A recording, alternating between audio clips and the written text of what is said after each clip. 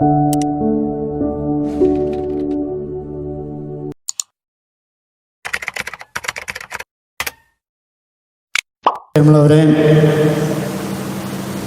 ഏതാനും കാലങ്ങൾക്ക് മുമ്പ് സംഭവിച്ചതും അല്ലാത്തതുമൊക്കെയായ കാര്യങ്ങളെ കൂട്ടിച്ചേർത്തൊരു കഥ പറയാമെന്ന് വിചാരിക്കുക. ഭാരത പശ്ചാത്തലത്തിൽ ഋഷിവര്യന്മാരിൽ ശ്രേഷ്ഠരെയൊക്കെ വിളിച്ച് ചില പൂജാതി കർമ്മങ്ങൾ ചെയ്യുന്ന പതിവുണ്ട്. അങ്ങനെ ഒരു ഋഷിവര്യൻ മറ്റൊരു ആശ്രമത്തിൽ ചെന്ന് ചില പൂജകൾ ചെയ്യാൻ തുടങ്ങി. ഒട്ടേറെ സന്യാസിമാർ അവിടെ സന്നിഹിതരായിരുന്നു. പൂജയുടെ കർമ്മം ആരംഭിച്ചു കഴിഞ്ഞപ്പോൾ ഒരു പൂച്ച വല്ലാതെ ശല്യം ഉണ്ടാക്കി.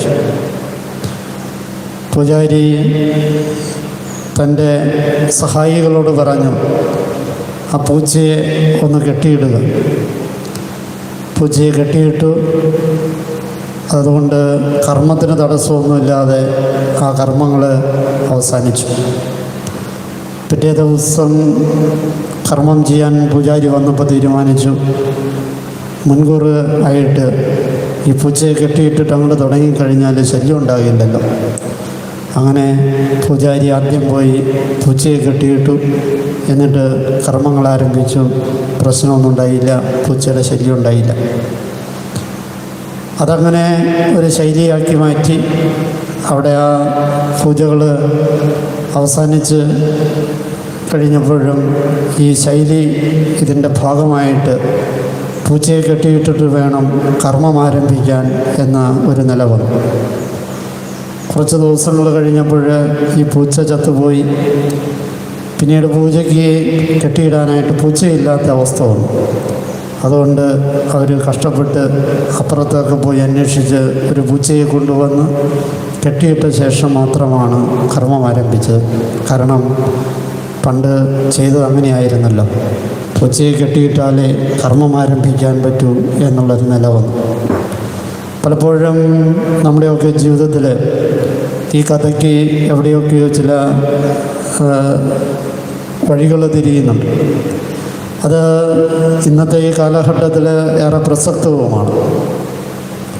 നമ്മുടെ ആചാര ഉപചാരങ്ങൾ, നമ്മുടെ വിശുദ്ധ ബലിയർപ്പണം, നമ്മുടെ സന്ധ്യാപ്രാർത്ഥന, നമ്മുടെ ഭക്താനുഷ്ഠാനങ്ങൾ, ഇതിനൊക്കെയും ഇത്തരത്തിലുള്ള ചില അർത്ഥമില്ലായ്മകൾ ഉണ്ട് എന്നത് സത്യമാണ്.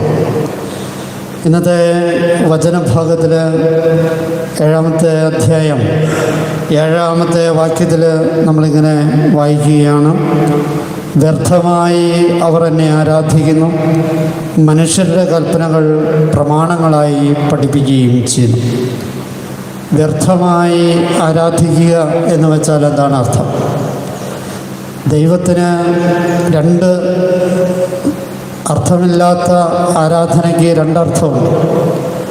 ഒന്ന്, ആ ആരാധനയിൽ വേണ്ടത്ര അർത്ഥങ്ങൾ ഗ്രഹിക്കാതെ ചെയ്യുക എന്നുള്ളത്. രണ്ടാമത്തെ അർത്ഥം, ആ കാര്യം ചെയ്യുമ്പോൾ അതിന് വിപരീതമായ ജീവിതശൈലി അനുവർത്തിക്കുന്നു എന്നുള്ളത്. അത് കാപട്യമാണ്. വളരെ സൂക്ഷ്മതയോടുകൂടി വചനം വായിച്ചു പോകുമ്പോൾ നമുക്ക് മനസ്സിലാകുന്ന ഒരു കാര്യം, ആ കാലഘട്ടത്തിൽ നാട്ടുകാരും മതവുമൊക്കെ, അല്ലെങ്കിൽ രാഷ്ട്രവും മതവുമൊക്കെ ഭ്രഷ്ട് കൽപ്പിച്ചിരുന്ന, വലിയ തിന്മകളായി കണക്കാക്കിയിരുന്ന വ്യഭിചാരികൾ, അതുപോലെ തന്നെ ചുങ്കക്കാർ, പാപികൾ, ഇങ്ങനെയൊക്കെയുള്ള മനുഷ്യരോട് ദൈവം അല്ലെങ്കിൽ യേശു കലഹിക്കുന്നില്ല. അവരോട് കർത്താവ് പ്രശ്നമുണ്ടാക്കുന്നില്ല. അവരെ തിരുത്താനായിട്ട് ഈശോ മുതിരുന്നില്ല. അവരിലേക്ക് കുറ്റബോധം കൊടുത്ത് അവരെ വല്ലാതെ വലയ്ക്കുന്നില്ല. നേരെ മറിച്ച് ഈ ചുങ്കക്കാരെയും ഈ പാപികളെയും വേശ്യകളെയും ഒക്കെ കൂടെ നിർത്തിയവനാണ് ക്രിസ്തു. പക്ഷേ ക്രിസ്തു കലഹിക്കുന്നുണ്ട്. അത് ഈ സമൂഹ മധ്യത്തിൽ പാപികളായിട്ട് പരിഗണിക്കുന്നവരോടല്ല, മറിച്ച് സമൂഹ മധ്യത്തിൽ ശ്രേഷ്ഠരായിട്ട് പരിഗണിക്കപ്പെടുന്ന മതാധികാരികളോടാണ് ക്രിസ്തു കലഹിക്കുന്നത് എന്നത് ശ്രദ്ധേയമായൊരു കാര്യമാണ്.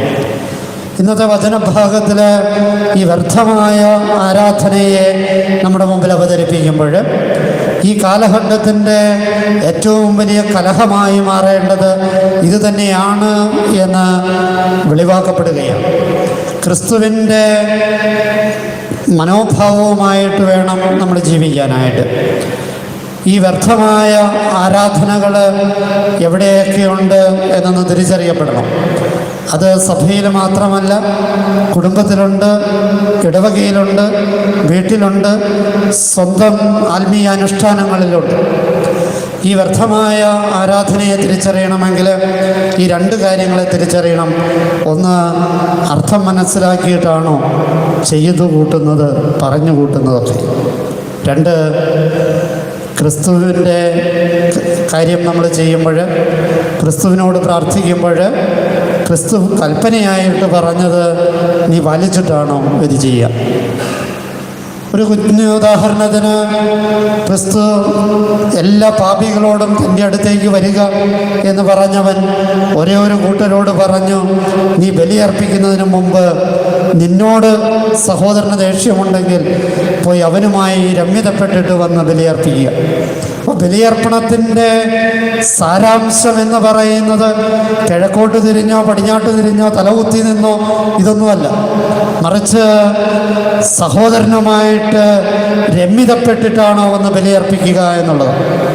ഇന്ന് അങ്ങനെ വരുമ്പോൾ മേൽത്തൊട്ടിൻ്റെ അങ്ങേയറ്റം തുടങ്ങി കീഴ്ത്തട്ടിൻ്റെ ഇങ്ങേയറ്റം വരെയുള്ള സകലരുടെയും ബലിയർപ്പണങ്ങൾ ഈ വ്യർത്ഥമായ ബലിയർപ്പണമാണ് എന്ന് ക്രിസ്തുവിൻ്റെ ഭാഷയിൽ പറയേണ്ടി വരും. അപ്പോൾ ഈ ക്രിസ്തുവിൻ്റെ കൽപ്പന, ക്ഷമയുടെ കൽപ്പന പാലിക്കപ്പെടാതെ ബലിയർപ്പിക്കുമ്പോൾ, അവരനോട് ക്ഷമിക്കാൻ പറ്റാതെ ബലിയർപ്പിക്കുമ്പോൾ അത് വ്യർത്ഥമായ ആരാധനയാണ് എന്ന് വരികയാണ്.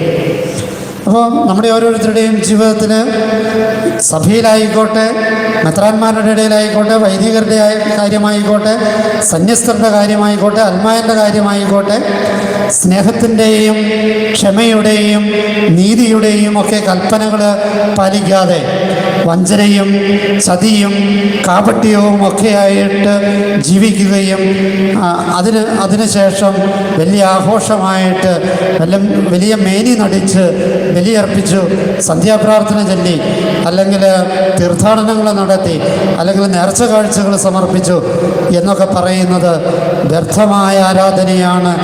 കർത്താവ് പഴയ നിയമത്തിൽ പറയുന്നത് പോലെ നിങ്ങളുടെ ബലികളും കാഴ്ചകളും എനിക്ക് വെറുപ്പാണ് എന്ന് പറയേണ്ട ഗതികേടിലേക്ക് നമ്മളെത്തി നിർത്തുന്നു എന്നുള്ളതാണ്. രണ്ടാമതായിട്ട് 7-ാമത്തെ അധ്യായം 9-ാമത്തെ വാക്യം ഒന്ന് ശ്രദ്ധിക്കുന്നത് നല്ലതാണ്.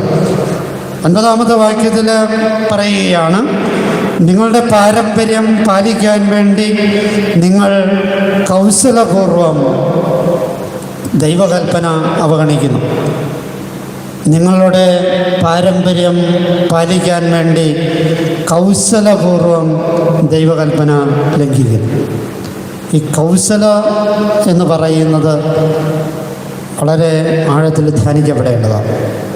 ഒരു കുഞ്ഞുദാഹരണത്തിന് ഇങ്ങനെ എടുക്കാം.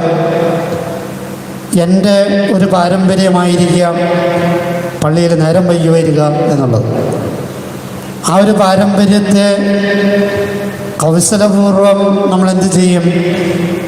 അങ്ങേരുടെ ഒരുക്കവും കാര്യമൊന്നും അത്ര ശരിയല്ല, അല്ലെങ്കിൽ ആ പാട്ടുകാരുടെ പാട്ടത്ര ശരിയല്ല, അപ്പോൾ അതൊക്കെ കഴിഞ്ഞിട്ട് അങ്ങോട്ട് ചെന്നാൽ മതി, അല്ലെങ്കിൽ അങ്ങേരുടെ പ്രസംഗം അത്ര ശരിയല്ല.